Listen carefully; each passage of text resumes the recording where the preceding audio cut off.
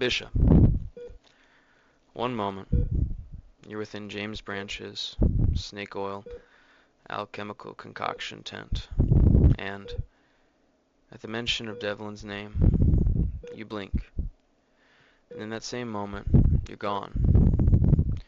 You're just a brain inside of a tank that has the ability to see. There's no real need for you to breathe. You can hear, and for theming, there is the subtle sound of your heart rate, but you no longer have a heart, so we'll call it the digital beat of your lifeline.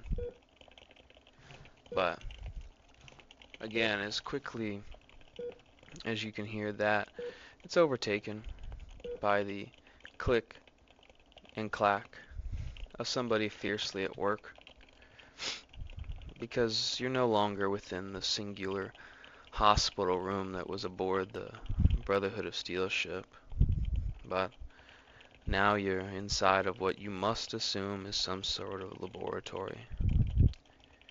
You've seen first generation, second generation, and third generation synths in your lifetime.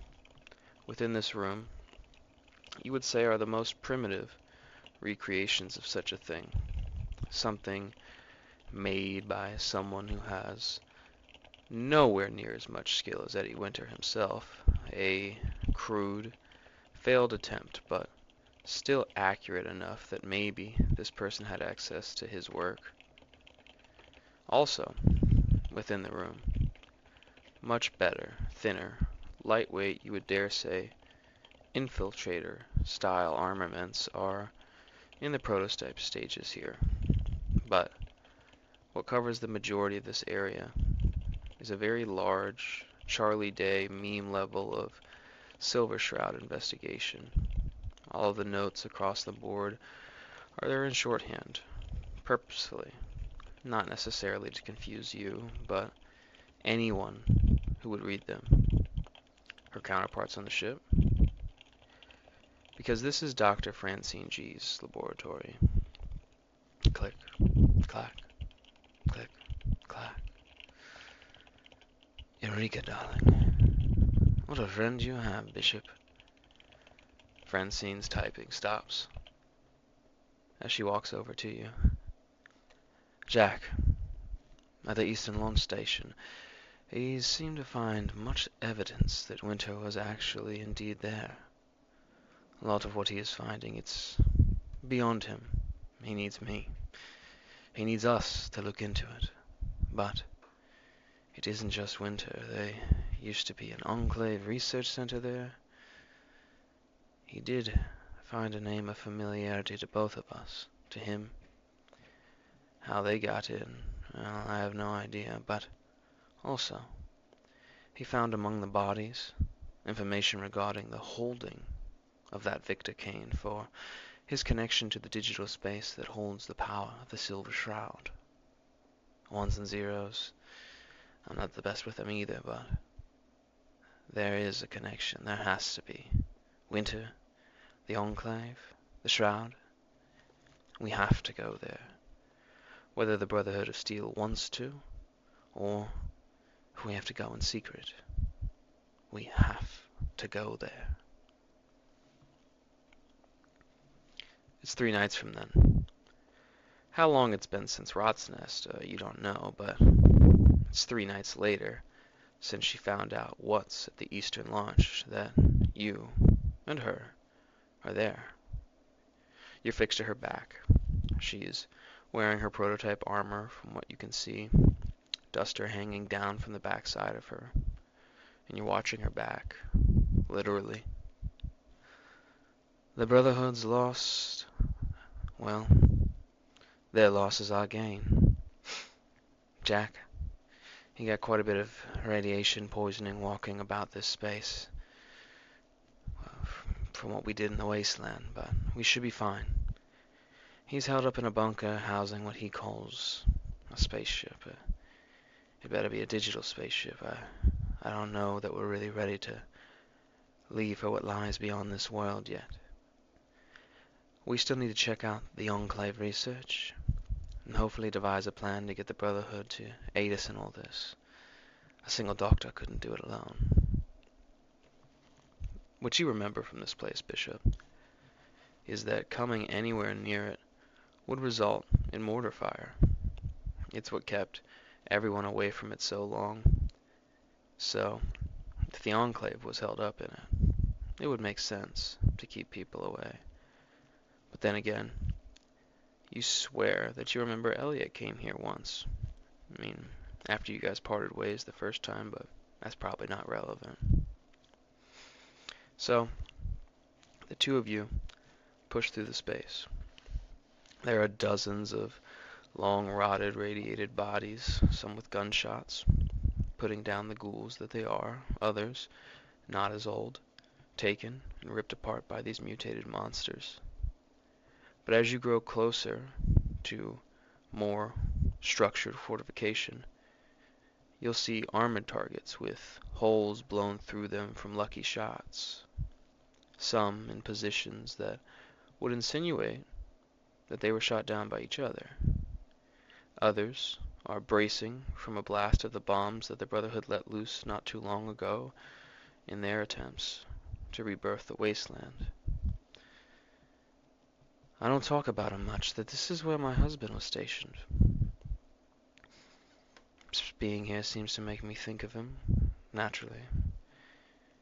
He's the kind that would always keep going. He'd be glad that I'm still pushing without him. He was always ashamed of his father. I feel like that's why he didn't get the exception like his brother did. She stops walking. In front of her is an alloy rectangle. It's two doors that would shift open through the concrete around it. Jack's gotta be in here. She'll hook up her hacking device. Another click, clack, click, clack, before confirmation and the seal releases to the bunker below. The echoed footsteps of you two going deeper, soon to find Jack Valentine hanging on to life from the radiation poisoning. But from outside, on the outskirts, before the blasted open fence lines, Fahrenheit watches and waits, a 50 calibered rifle scope spying on them as they disappear from view below. Jack's groans can be heard as the two of you grow closer, and soon you'll see him. Lesions and boils popped and blistered pus running down his cheeks. He is on the edge of life. The red bandana did him no favors here.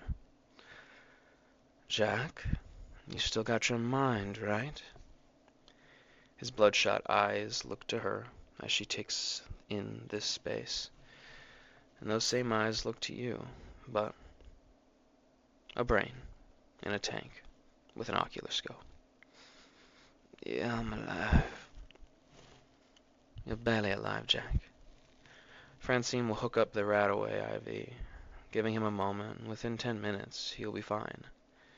But also pulling from her bag a Radex mask to at least reduce some of this surrounding atmosphere for him. If I'm correct, you said there was a spaceship, and this is where it's at?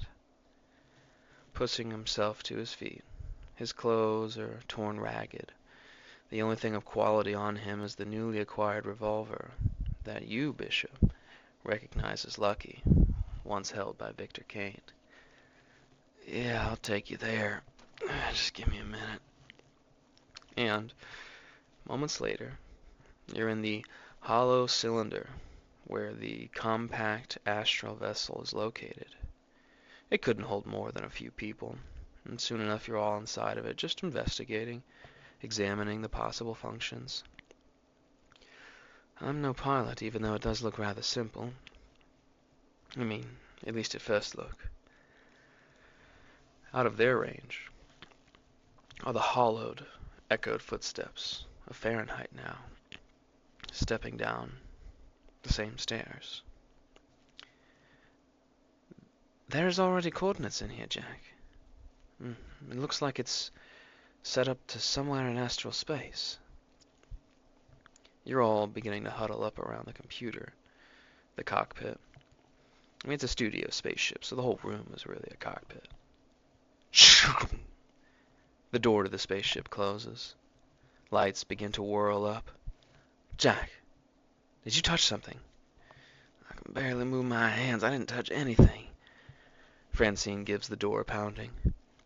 Bishop, you swear you might have seen the edge of a cloak duster, but it's gone. And everything begins to start up. Smoke releases. The engine powers up. Francine, I swear I didn't press anything.